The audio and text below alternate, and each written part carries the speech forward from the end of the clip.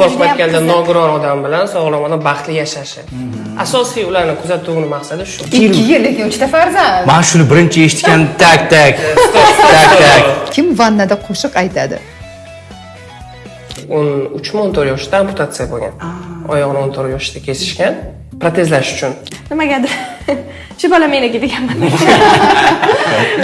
O'rnimiz bir kunga almashib qolsa, meni yelkangizga ko'tarib yuradingiz? Ko'rardim bunaqasiga qachon. Masalan, men bitta oyog'im bo'lmagan taqdirda men o'sha palatani o'zida 2 ta oyoq yo'qni ko'rganman. Men aytdim, nimaga bularning Instagrami shunaqa qiziq deb. Ikkita rejissor boshqarar ekan. Xo'jayinim meni ko'zimga umuman hassada ko'rmaydilar-da. Ya'ni qanday sog'lom odam bo'lsa, mana shunday ko'rinadilar. Ba'zida hassada ekanliklari esdan chiqib qoladi. Ni za что pul to'lagan vaqtingiz bo'lmagan? Ko'p, juda ko'p bo'lgan. Nozanimni oldin ham boshqa qizlar bilan gaplashganmisiz? Yo'q. To'g'risini ayting. Yo'q, aytmayman. Chunki oyijon, ya'ni qanday aytiladi? Qaynona. Oyijon sen bo'ladi. Ajoyib. O'zimni onamni hayoti o'xshamagan, majburlab erga berishgan. Prям o'qish institutiga kirib, dekanatga kirishim bilan ko'rib qolganman bo'ldi bu yoqqa. Bu o'qish qolib ketdi.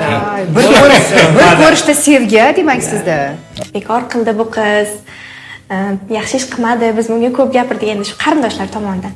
Shunaqa gaplar bo'ldi, hech qaysisiga e'tibor qilmadim. Mashina markasi. 2, 3, gelik. Wow.